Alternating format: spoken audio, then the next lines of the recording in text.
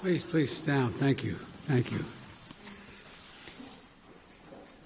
Good afternoon. Before I take questions, I want to give you a progress report to the nation on where we stand 65 days into office here, on vaccinations and a few other top priorities for the American people. First, on vaccinations. On December 8th, I indicated that I hope to get 100 million shots in people's arms in my first 100 days. We met that goal last week by day 58, 42 days ahead of schedule. Now today I'm setting a second goal, and that is we will, by my 100th day in office, have administered 200 million shots in people's arms. That's right, 200 million shots in 100 days. I know it's ambitious, twice our original goal, but no other country in the world has even come close, not even close to what we are doing. I believe we can do it. And today, we made a historic investment in reaching the hardest hit and the most vulnerable communities, the highest risk communities, as a consequence of the virus, by investing an additional $10 billion in being able to reach them. I also set a goal before I took office of getting a majority of schools in K through 8 fully open in the first 100 days. Now, thanks to the enormous amount of work done by our administration, educators, parents, local, state education officials, and leaders, recent Department of Education survey shows that nearly half of the K through 8 schools are open now full-time, 5 days a week for in-person learning. Not yet a majority, but we're really close, and I believe in the 35 days left to go, we'll meet that goal as well. As of yesterday, more than 100 million payments of $1,400 have gone into people's bank accounts. That's real money in people's pockets, bringing relief instantly almost. And millions more will be getting their money very soon.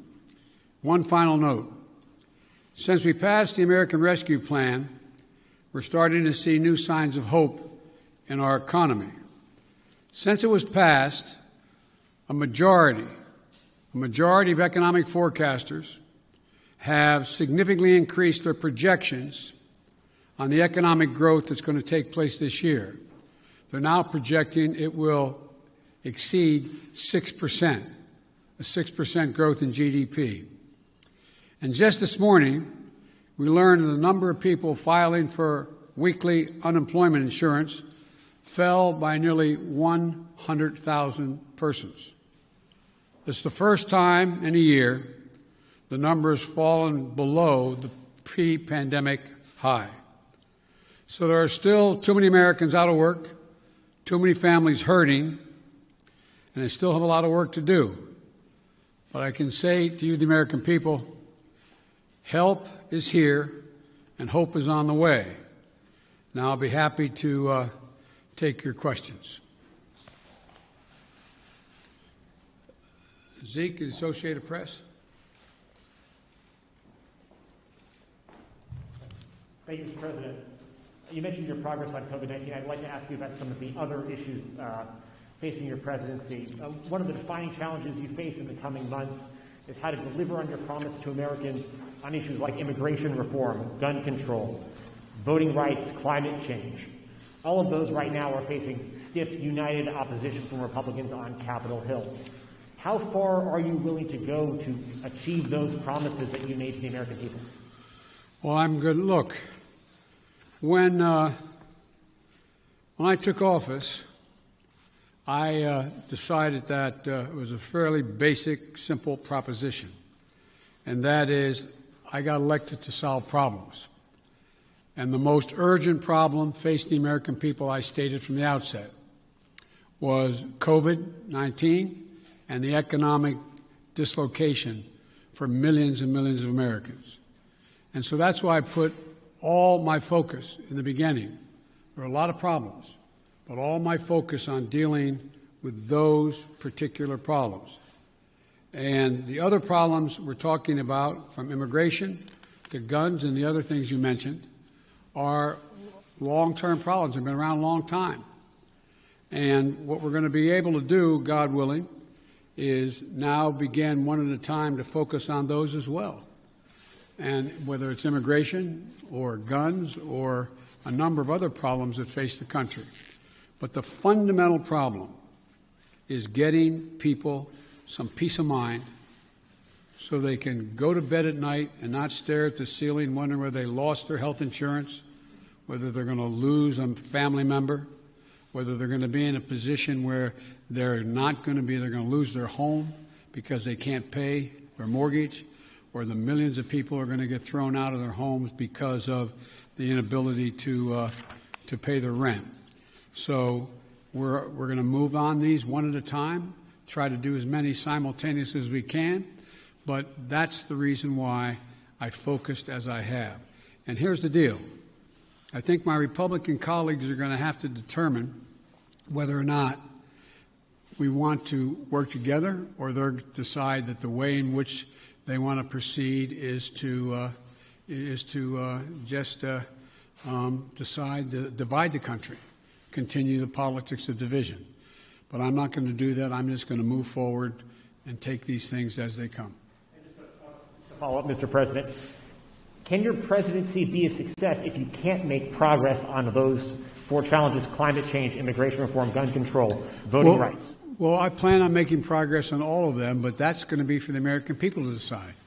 I think, I doubt whether, maybe you did, maybe others did. I thought, many of you thought there was no possibility of my getting the plan I got passed without any Republican votes. Pretty big deal. Got passed. Growing the economy. People's lives are changing. So let's see what happens. All I know, I've been hired to solve problems, not create division.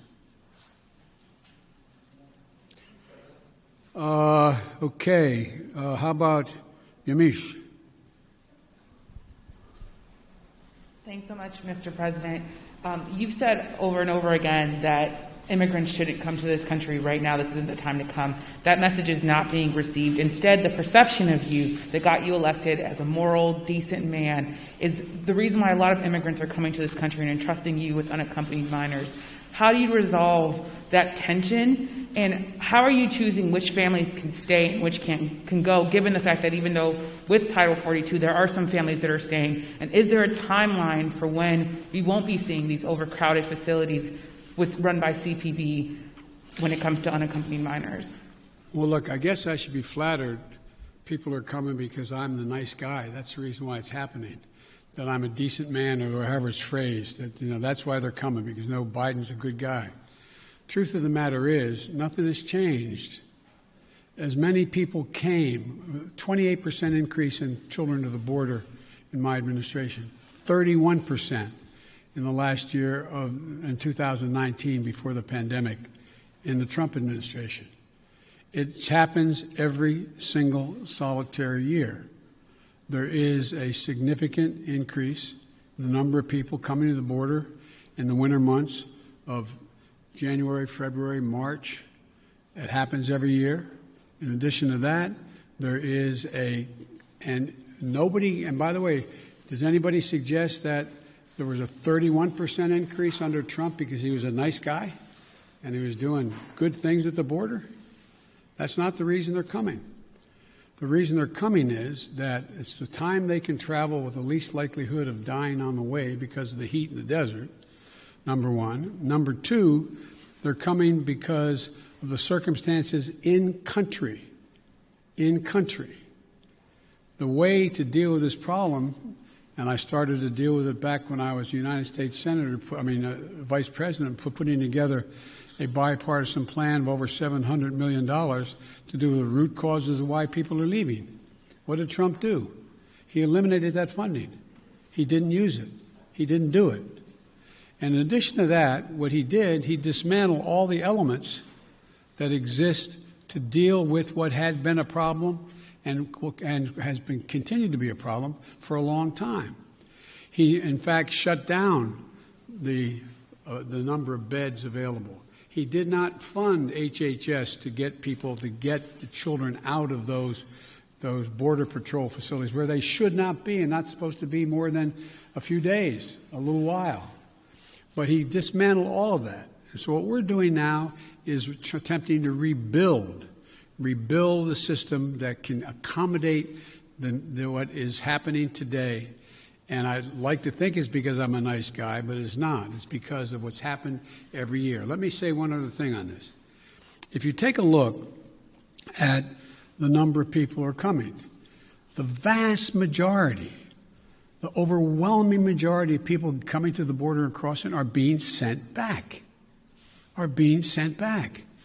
Thousands, tens of thousands of people who are over 18 years of age and single people, one at a time coming, have been sent back, sent home. We're sending back the vast majority of the families that are coming. We're trying to work out now with Mexico their willingness to take more of those families back. But that's what's happening. They're not getting across the border. And those who are coming across the border who are unaccompanied children, we're moving rapidly to try to put in place what was dismantled, as I said. For example, of all the children who are coming across the border, over 70% are either 16 or 17 years old.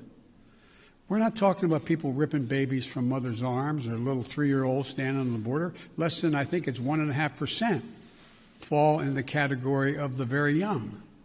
So what we're doing is we're providing for the space, again, to be able to get these kids out of the Border Patrol facilities, which no child, no one should be in any longer than 72 hours. And today, I went to, for example, I used all the resources available to me, went to the Defense Department, and the Secretary of Defense has just made available Fort Bliss, 5,000 beds. Be immediately available, 5,000 beds in the Texas border. So we're building back up the capacity that should have been maintained and built upon, that Trump dismantled. It's going to take time. And the other thing we're doing, I might add, am I giving you too long an answer? Because if you don't want the detail. No, but I mean, I don't know how much detail you want about immigration. Maybe I'll stop there and finish. My follow-up question is, one, if you could talk a little bit about which families, why they're being allowed to stay, what the families that are being allowed to stay, why they're being allowed to stay. In addition to that, when it comes to the filibuster, which is what Zeke was asking about, there's immigration is a big issue, of course, when it related to the filibuster, but there's also Republicans who are passing bill after bill trying to restrict voting rights. Chuck Schumer is calling it an existential threat to democracy. Why not back a filibuster rule that at least gets around issues including voting rights or immigration? Jim Clyburn, someone, of course, who you know very well, has backed the idea of a filibuster rule when it comes to civil rights and voting rights. Well, look, I'm going to deal with all of those problems. The question is the priorities as they come and land on my plate. Let's go to the first question you asked, the first of the second questions you asked, and that is, what about dealing with families? Why are not some not going back? Because Mexico is refusing to take them back. They're saying they won't take them back, not all of them. We're in negotiations with the President of Mexico. I think we're going to see that change. They should all be going back. All be going back. The only people we're not going to let sitting there on the other side of the Rio Grande by themselves with no help are children. And what we're doing there, and it's an important point to understand. I know you understand it. I don't mean to say it that way. An important point to focus on. The vast majority of people under the age of 18 coming to the United States come with a telephone number on a wristband, or come with a telephone number in their pocket in the United States. A mother, a father, a close relative, a grandmama or grandpa. What was happening before is it's taking literally weeks and weeks and maybe even months before anybody pick up the phone and call to see if there really was someone there. Well, we've set up a system now where within 24 hours there's a phone call made as that child crosses the border. And then a verification system being put in place as of today to determine quickly whether or not that is a trafficker being called or that is actually a mom, a dad, and or a close relative. They're establishing that right off the bat. If it in fact is mom or dad, dad says, to take the extreme case, I got a birth certificate. Then guess what? We're getting that kid directly to that parent immediately. And so that's going to reduce significantly. There's two ways to reduce child populations in circumstances that are not acceptable, like being held at a Border Patrol station. One is to get them to the place where they have a relative and set a date as to when a hearing can be held. The second way to do it is put them in a Health and Human Services facility that we're occupying now, both licensed beds around the country that exist, as well as, for example, federal resources like Fort Bliss, to get them safely in a place where they can be taken care of while their fate is determined. Filibuster. Filibuster. With regard to the filibuster, I believe we should go back to a position of the filibuster that existed just when I came to the United States Senate 120 years ago. And that is that it used to be required for the filibuster, and I had a card on this. I was going to give you the statistics, but you probably know them. That it used to be that from between 1917 and 1971, the filibuster existed.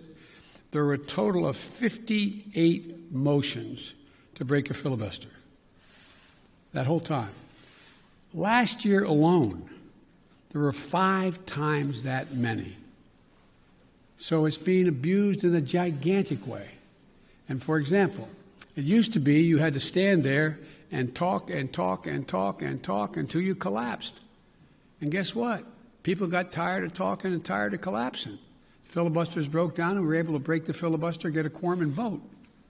So I strongly support moving in that direction, in addition to having an open mind about dealing with certain things that are just elemental to the functioning of our democracy, like the right to vote, like the basic right to vote. We've amended the filibuster in the past. But here's the deal.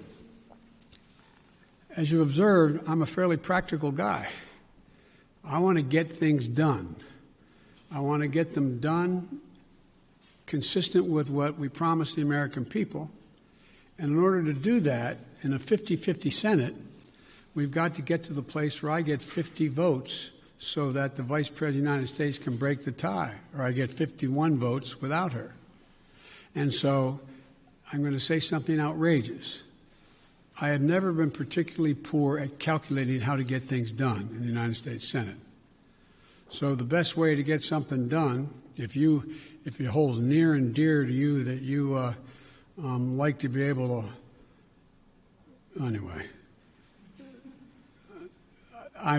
we're going to get a lot done. And if we have to, if there's complete lockdown and chaos as a consequence of the filibuster, then we'll have to go beyond what I'm talking about.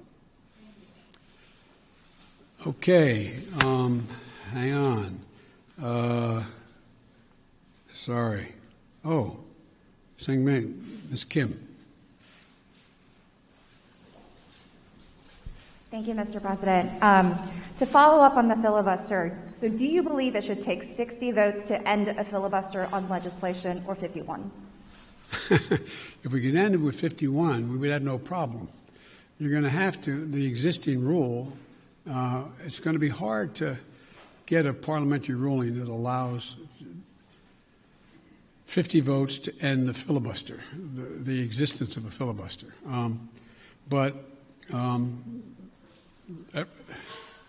It's not my expertise in what the parliamentary rules and how to get there are, but our preoccupation with the filibuster is totally legitimate. But in the meantime, we got a lot we can do while we're talking about what we're going to do about the filibuster. Let me get here. Okay. Cecilia Vega. I'd like to circle back to immigration, please. You just listed the reasons that people are coming, talking about in-country problems, saying that it happens every year. You blamed the last administration. Sir, I just got back last night from a reporting trip to the border where I met 9-year-old Joseph, who walked here from Honduras by himself, along with another little boy. He had that phone number on him, and we were able to call his family.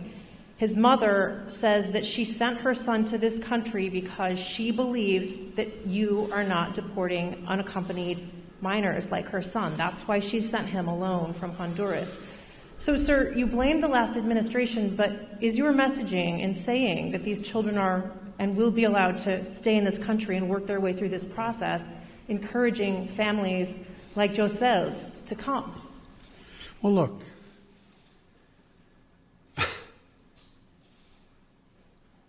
The idea that I'm going to say, which I would never do, that if an unaccompanied child ends up at the border, we're just going to let him starve to death and stay on the other side. No previous administration did that either, except Trump. I'm not going to do it. I'm not going to do it. That's why I've asked the Vice President of the United States yesterday to be the lead person on dealing with focusing on the fundamental reasons why people leave Honduras, Guatemala, El Salvador in the first place. It's because of earthquakes, floods. It's because of lack of food. It's because of gang violence. It's because of a whole range of things that when I was vice president and had the same obligation to deal with unaccompanied children, I was able to get it slowed up significantly by working with the heads of state of those communities to do things like in one of the major cities, the reason people were leaving is they couldn't walk the street because their kids were getting beat up or shot or gang violence. Well, what I was able to do is not give money to the head of state because so many are corrupt, but I was able to say, okay, you need lighting in the streets to change things? I'll put the lighting in. We got a contractor. We got the type of lighting. We paid directly to the contractor, did not go through the government. And violent crime significantly was reduced in that city. Fewer people sought to leave. When this hurricane occurred, the 2 hurricanes, instead of us going down and helping in a major way so that people would not have a reason to want to leave in the first place because they didn't have housing or water or sustenance, we did nothing. We're going to do a lot in our administration. We're going to be spending that $700+ million a year to change the life and circumstances of why people leave in the first place. That mother did not sit around on the kitchen table and say, you know, I got a great idea. Way I'm going to make sure my son gets taken care of is I'm going to put how old was he or she? He's 9. I also met a 10-year-old. A 9-year-old. I'm going to send him on a 1,000-mile journey across the desert and up to the United States because I know Joe Biden's a nice guy and he'll take care of him. What a desperate act to have to take. The circumstances must be horrible. So we can do something about that. That's what the vice president's going to be doing. What I did when President Obama asked me to come and deal. I was in Turkey at the time. He said, you got to come home and take care of this. So we put together a plan, and it had an impact. And so the question here is how we go ahead and do this, what we do. There's no easy answer. Quick follow, if I may. Do you want to see these unaccompanied minors staying in this country, or should they be deported eventually? Well, the judgment has to be made whether or not, in this young man's case, he has a mom at home. There's an overwhelming reason why he'd be put in a plane and flown back to his mom.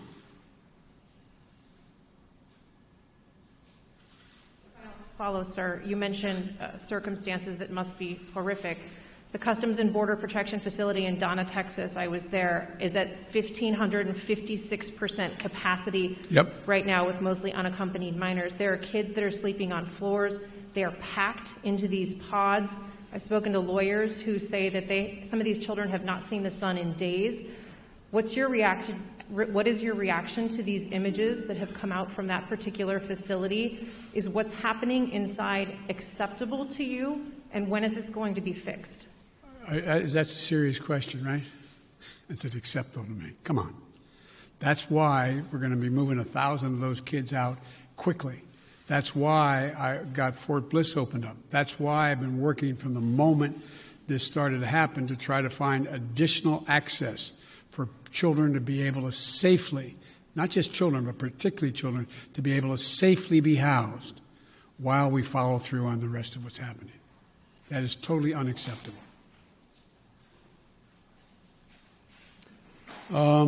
Ken. Thank you, Mr. President. I wanted to ask you about Afghanistan. You face a May 1st deadline for the withdrawal of U.S. troops from that country. As a candidate in foreign affairs, you wrote that it is past time to end these forever wars. Can you commit to the American people that by May 2nd, the U.S. will no longer have forces in Afghanistan? The answer is that it's going to be hard to meet the May 1 deadline. Just in terms of tactical reasons, it's hard to get those troops out. So what we've been doing, what I've been doing, and what Secretary Blinken has been doing, we've been meeting with our allies, those other nations that have NATO allies who have troops in Afghanistan as well. And if we leave, we're going to do so in a safe and orderly way. We're in consultation, I said, with our allies and partners and how to proceed. And Secretary Blinken is meeting in Brussels this week with our NATO allies, particularly those who have forces there. And General Austin is just met with Kayani, and I'm waiting for the briefing on that. He is the leader, quote, in Afghanistan and Kabul. And there's a UN-led process that's beginning shortly on how to mechanically get people, how to end this war. But it is not my intention to stay there for a long time. But the question is, how and in what circumstances do we meet that agreement that was made by President Trump to leave under a deal that looks like it's not being able to be worked out to begin with? How's that done? But we are not staying a long time. You just said if we leave. Do you think it's possible that we will leave? The question is when we leave. Do you believe, though, it's possible we could have troops there next year? I can't picture that being the case.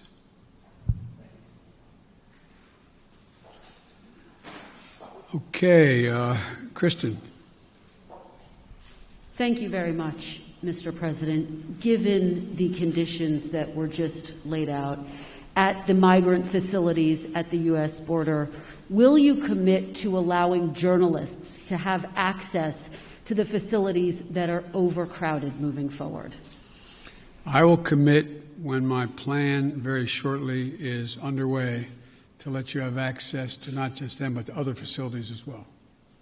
How soon will journalists be able to have access to the facilities? We've obviously been allowed to be inside one, but we haven't seen the facilities in which children are packed together to really give the American people a chance to see that. Will you commit to transparency on this issue? I will commit to transparency. And as soon as I am in a position to be able to implement what we're doing right now, and one of the reasons I haven't gone down, all my chief folks have gone down, is I don't want to become the issue. I don't want to be, bringing all the Secret Service and everybody with me to get in the way. So this is being set up, and you'll have full access to everything once we get this thing moving. Okay, just to be clear, how soon will that be, Mr. President? I don't know, to be clear. Okay, and do you bear responsibility for everything that's happening at the border now? I hear you talking a lot about the past administration. You decided to roll back some of those policies. Did you move too quickly to roll back what? I'm sorry? Policies. Did you move too quickly to roll back some of the executive orders of your predecessor? First of all the policies that are underway were not helping at all. Did not slow up the amount of immigration and as many people coming. and rolling back the policies of separating children from their mothers. I make no apology for that. Rolling back the policies of remain in Mexico, sitting on the edge of the Rio Grande in a muddy circumstance with not enough to eat. I make no apologies for that. I make no apologies for ending programs that did not exist before Trump became president, that have an incredibly negative impact on the law, international law, as well as on human dignity. And so I make no apologies for that. To ask you about foreign policy, Mr. President. Overnight, we learned that North Korea tested 2 ballistic missiles. What, if any, actions will you take, and what is your red line on North Korea? Let me say that, number one, UN Resolution 1718 was violated by those particular missiles that were tested. Number one. We're consulting with our allies and partners, and there will be responses if they choose to escalate. We will respond accordingly. But I'm also prepared for some form of diplomacy, but it has to be conditioned upon the end result of denuclearization.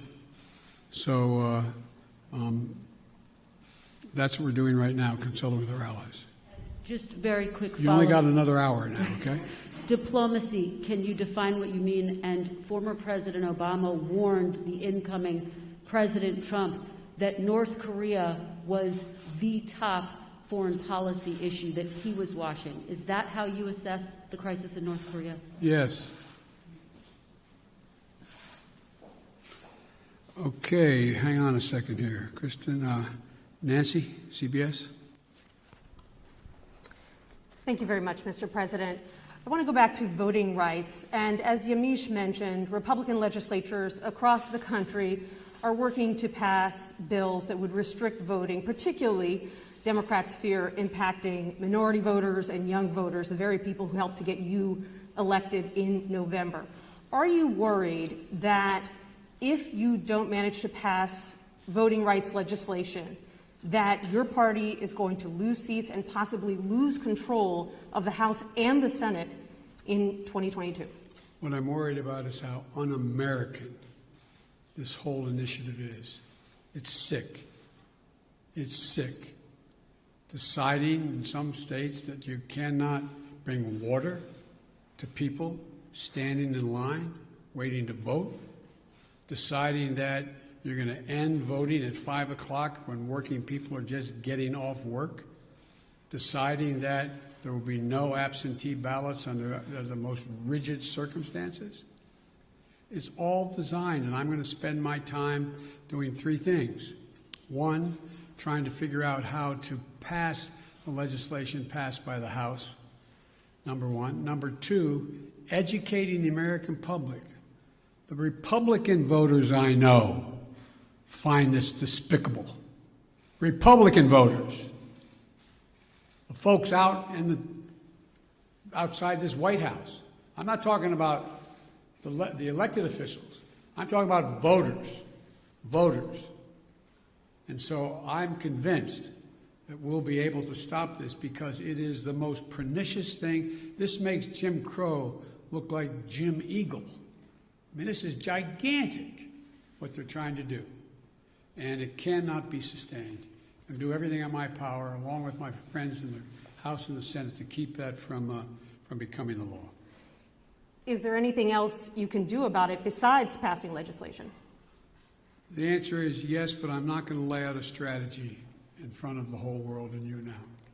And then on a related note, have you decided whether you are going to run for re-election in 2024? You haven't set up a re-election campaign yet, as your predecessor had by this time. My predecessor needed to. My predecessor. Oh, God, I miss it. Have you? No, the answer is yes. My plan is to run for re-election. That's my expectation. And then on one other note, on bipartisanship, your old friend, Mitch McConnell, says you have only spoken to each other once since you took office, and that you have moved far left since taking office. Do you see it the same way he does? Have you rejected bipartisanship? No, I haven't at all. I've been meeting. When's the last time a president invited the opposite party down at least a half a dozen times to talk about issues, everything from how we work. We're working with a group of 20 members of the Senate right now and House on how we reestablish our ability to make computer chips and how we get ahead of the game, how we can work together. We're working together on a bunch of things. But look, I know Mitch well. Mitch knows me well. I would expect Mitch to say exactly what he said. But this is a matter of making sure that I would like elected Republican support. But what I know I have now is I have electoral support from Republican voters. Republican voters agree with what I'm doing. And so unless Mitch says the last thing I did, this last piece of legislation, is so far left, well, then he ought to take a look at his party. Over 50% of them must be over that edge as well, because they support what I did. Okay. Where am I here? Let me see. Caitlin? Thank you very much, Mr. President. I have a question for you, but first I'd like to follow up on a question from Yamiche, and that's on the filibuster. That counts as a question, but go ahead. Okay, I'll make it quick. It's a quick question. You can. Regarding the filibuster, at John Lewis's funeral, President Barack Obama said he believed the filibuster was a relic of the Jim Crow era. Do you agree? Yes. If not, why not abolish it if it's a relic of the Jim Crow era?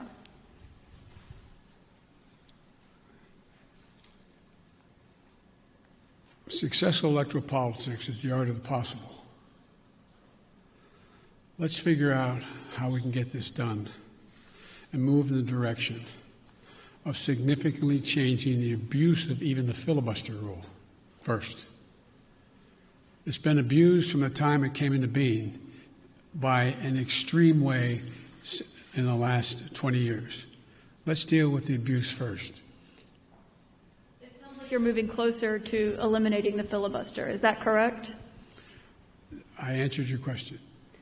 You also just made some news by saying that you are going to run for re-election. I said that is my expectation. So is that a yes, that you are running for re-election? Look, I don't know where you guys come from, man. I've never been able to travel. I'm a great respecter of fate. I've never been able to plan 3.5 years ahead for certain. And if you do run, will Vice President Harris be on your ticket? I would fully expect that to be the case. She's doing a great job. She's a great partner. She's a great partner. And do you believe you'll be running against former President Trump? Oh, come on. I don't even think about it. I have no idea. I have no idea whether it'll be a Republican Party. Do you? I know you don't have to answer my question, but I mean, do you? I mean, look, this is the way I view things. I become a great respecter of fate in my life. I set a goal that's in front of me to get things done for the people I care most about, which are hard-working, decent American people who really having it stuck to them. I want to change the paradigm. We start to reward work, not just wealth. I want to change the paradigm. If you notice, didn't you find it kind of interesting that my Republican friends were worried about that the cost and the taxes that had to be had, if there is any tax to be had as they talk about it, in dealing with the act that we just passed, which puts money in people's pockets, ordinary people? Do you hear them complain when they passed close to $2 trillion Trump tax cut, 83% going to the top 1%? Do you hear them talk about that at all? I love the fact that they found this whole idea of concern about the federal budget. It's kind of amazing. When the federal budget is saving people's lives, they don't think it's such a good idea. When the federal budget is feathering the nest of the wealthiest Americans, 90 of the Fortune 500 companies making billions of dollars, not paying a cent in taxes, reducing taxes to the point that people who are making, if you're a husband and wife, school teacher, and a cop, you're paying at a higher rate than the average person making $1 billion a year is. Something's wrong.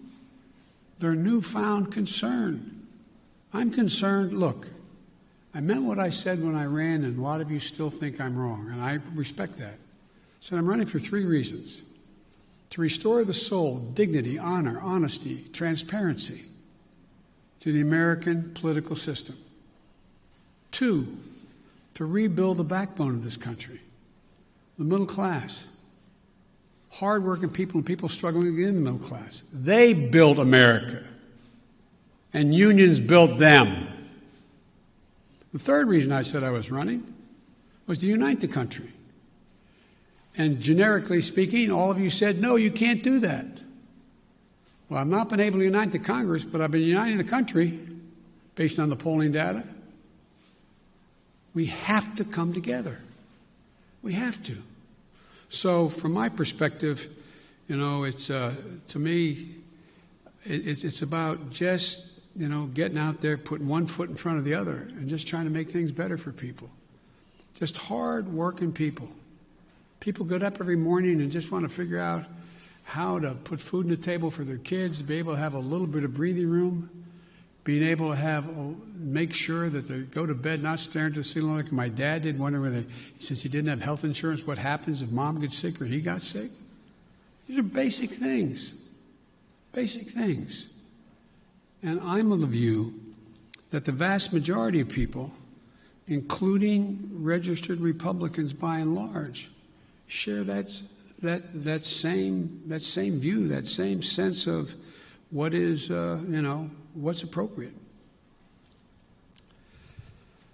Justin doesn't sink. Bloomberg. Thanks, Mr. President. I wanted to ask about your relationship with China now that you've been in office for a couple months. There's obviously the meeting in Alaska that was a little theatrical, and there's the continued human rights abuses. So today, I'm wondering, are you more likely than you were when you came into office to maintain tariffs on China? Are you considering banning imports of forced labor products? And would you consider cutting off U.S. investment or Chinese access to international payment systems? Well, look, they're each specifically legitimate questions, but they only touch a smidgen of what the relationship with China really is about. I've known Xi Jinping for a long time. Allegedly, by the time I left office as vice president, I had spent more time with Xi Jinping than any world leader had, because President Obama and the Chinese President Hu decided we should get to know one another, since it was inappropriate for the President of the United States to spend time with the Vice President of another country. But it was obvious he was going to become the new leader of China. So I spent hours upon hours with him alone with an interpreter, my interpreter and his, going into great detail. He's very, very straightforward. Doesn't have a Democratic with a small d bone in his body, but he's a smart guy. He's one of the guys like Putin who thinks that autocracy is the wave of the future. Democracy can't function in an ever complex world. So when I was elected and he called to congratulate me, I think to the surprise of the China experts who were his people on the call as well as mine listening, we had a 2-hour conversation for 2 hours.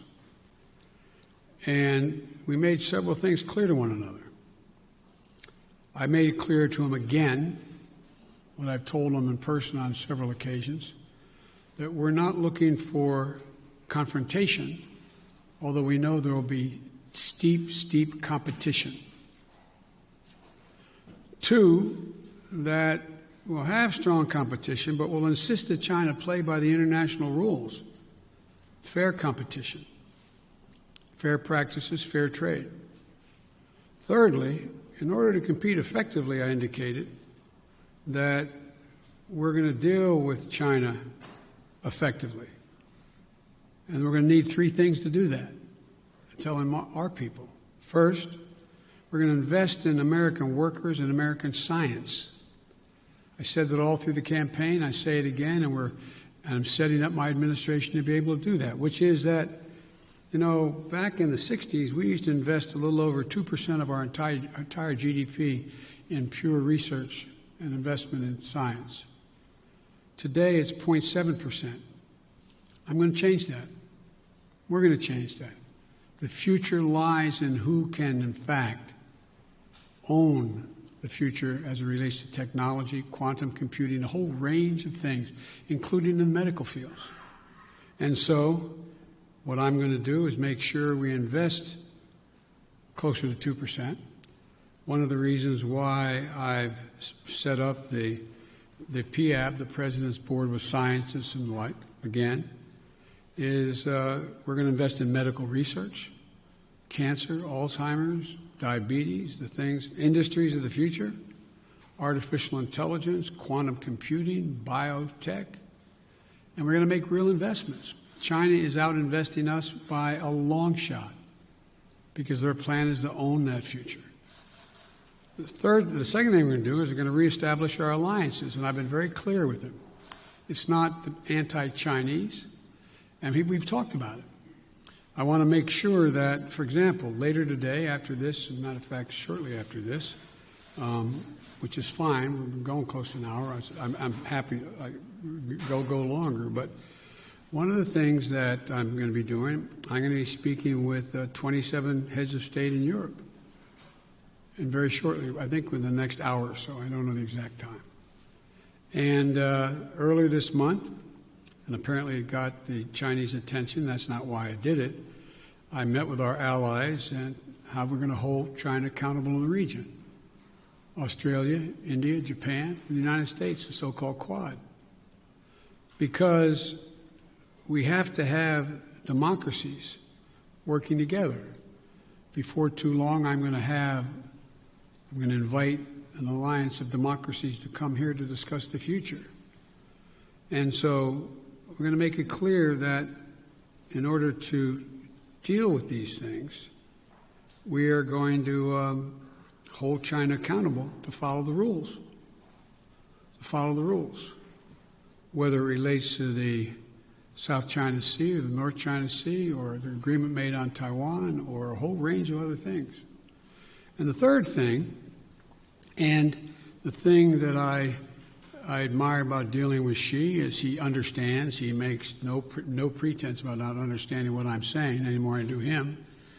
I pointed out to him no leader can be sustained in his position or her position unless they represent the values of the country.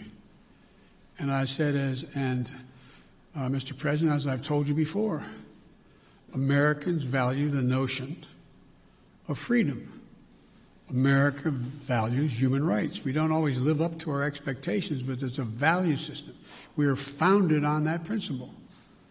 And as long as you and your country continues to so blatantly violate human rights, we are going to continue in an unrelenting way to call to the attention of the world and make it clear what's happening.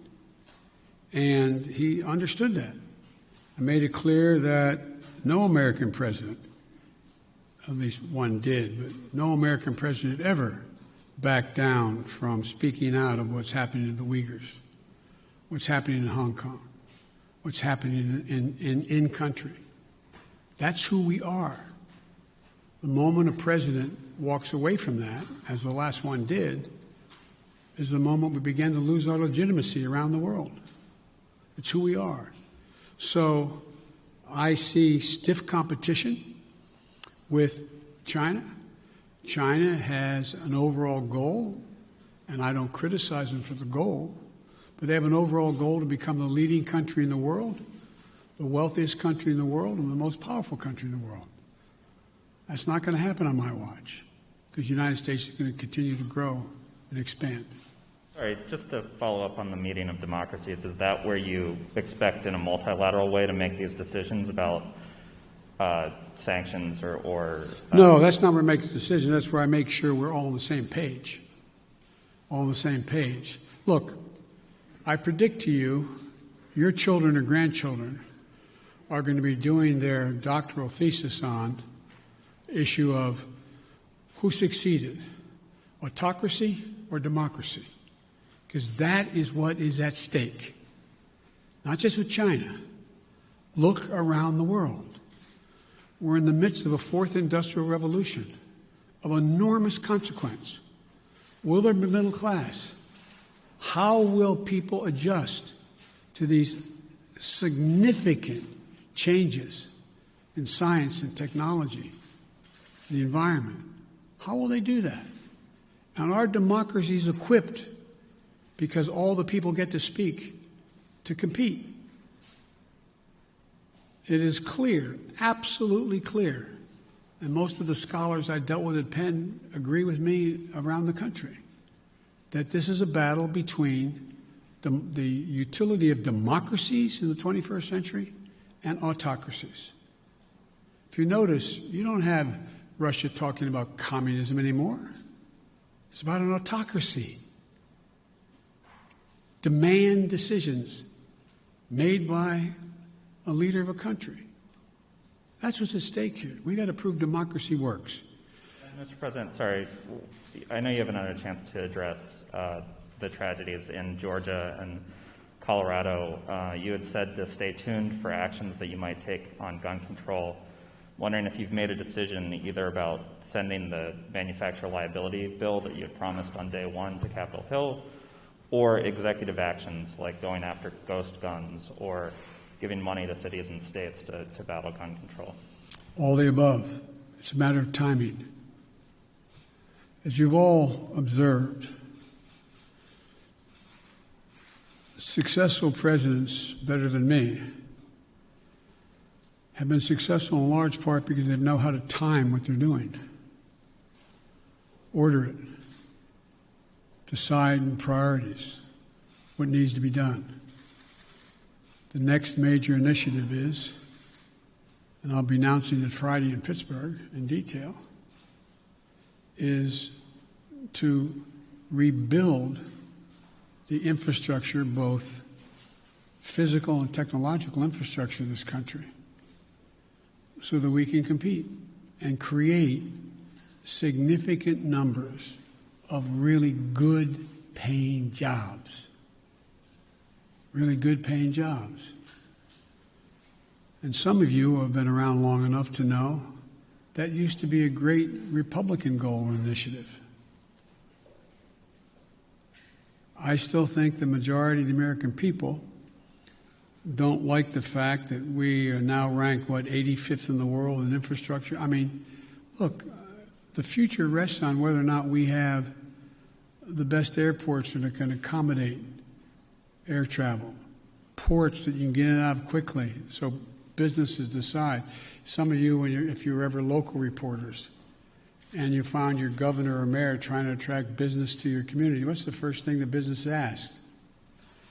What's the closest access to an interstate highway? How far am I from freight rail?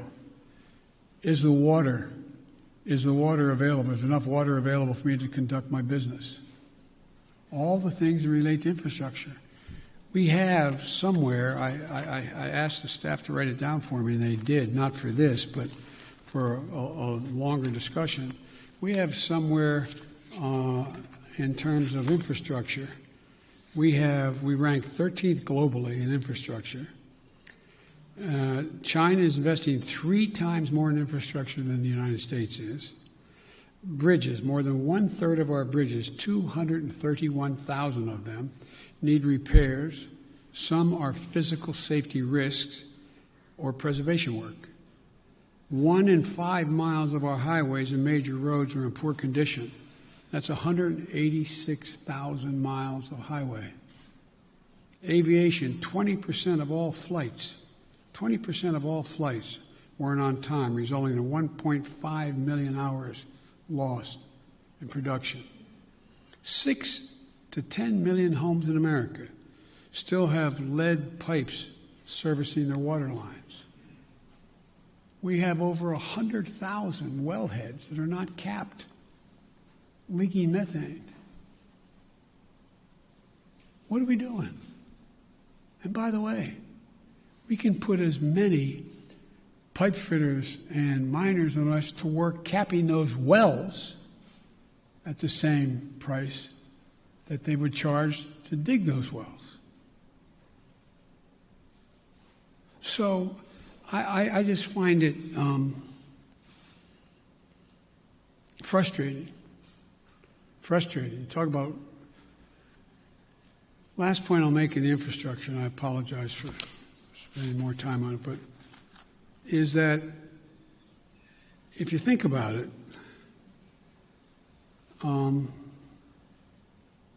it's the place where we will be able to significantly increase American productivity, at the same time providing really good jobs for people. But we can't build back to what they used to be. We have to build, the environment's already, global warming's already done significant damage. The roads that used to be above the water level didn't have to worry about where the drainage ditch was. Now you got to rebuild them 3 feet higher because it's not going to go back to what it was before. Only get worse unless we stop it. There's so much we can do. Look at all the schools in America. Most of you live in the Washington area now, but in your hometowns, I don't know where you're all from. How many schools where the kids can't drink the water out of the fountain? How many schools are still in a position where there's asbestos? How many schools in America we're sending our kids to don't have adequate ventilation? How many homes, buildings, office complexes are wasting billions of barrels of oil over time because they can't hold in the heat or the air conditioning because it's leaks through the windows that are so porous in the connections? It's amazing. So there's so much we can do that's good stuff, makes people healthier, and creates good jobs. And I think that I got one more question here. And Janet from Univision. Thank you, Mr. President. We too have been reporting at the border, and just like Cecilia, we ran into a pair of siblings who came in on Monday, were detained by CBP, had the phone number for their mother who lives in the U.S. We have contacted the mother. That's the only way they know her kids are here, because CBP today, Thursday, has not contacted that mother. So when can we expect your promise of things getting better with contacting and expediting? Well, they're already getting better, but they're going to get real. They're going to get a whole hell of a lot better real quicker. We're going to hear some people leaving. Okay? We can get this done. We're going to get it done. I had a long meeting with the entire team and several cabinet-level officers the other night. We're going to be moving within the next week over 100,000. 1,000 people out of the Border Patrol into safe, secure beds and facilities. We're going to significantly ramp up. We're already out there contacting everyone from getting some of the employees at HHS. There's a lot of them doing other things and move them into making those calls. We're in the process of rearranging and providing for the personnel needed to get that done. But I admire the fact that you were down there, you're making the calls yourself. It's real. The next thing that has to happen, though, as you well know, has to happen. There have to be some certitude that this is actually mom, dad, or whomever. And there's ways to do that. There's ways to do that, a little bit like determining whether or not you got the right code for your credit card. What was your dog's name, kind of thing. I'm being a bit facetious, but not really. And also seeking harder data from DNA to birth certificates, which takes longer. So I want to do this as quickly, as humanly possible, and as safely as possible. As you well know, treating the root causes in Latin America doesn't change things overnight. How do you realistically and physically keep these families from coming to the U.S. when things will not get better in their countries right away? Well, I can't guarantee that, but I know, that old thing, the journey of 1,000 miles starts with the first step. You know as well as I do. You cover it. You have it's not like somebody sitting on a hand-hewn table in Guatemala, in somewhere in Mexico or in Guadalupe saying, I got a great idea. Let's sell everything we have. Give it to a coyote. Have them take our kids across the border into a desert where they don't speak the language. Won't that be fun? Let's go. That's not how it happens. People don't want to leave. When my great-grandfather got in a coffin ship in the Irish Sea, the expectation was he going to live long enough on that ship to get to the United States of America. But they left because of what the Brits had been doing. They were in real trouble. They didn't want to leave, but they had no choice.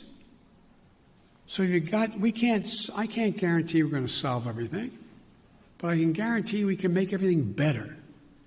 We can make it better. We can change the lives of so many people. And the other thing I want to point out to you, and I hope you point out, I realize it's much more heart-wrenching, and it is, to deal with a 5 and 6 and 7-year-old.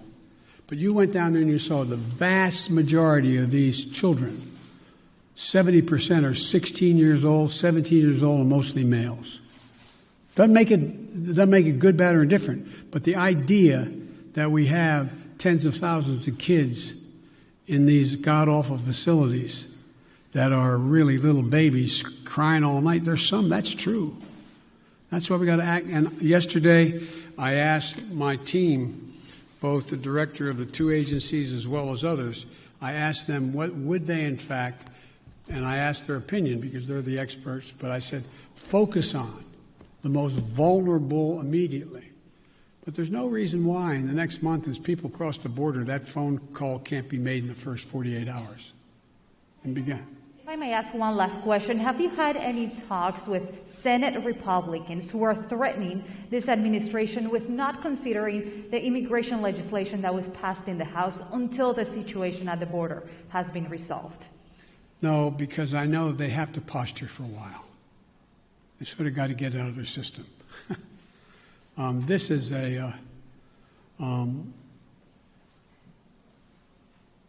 but I'm ready to work with any Republican who wants to help solve the problem or make the situation better.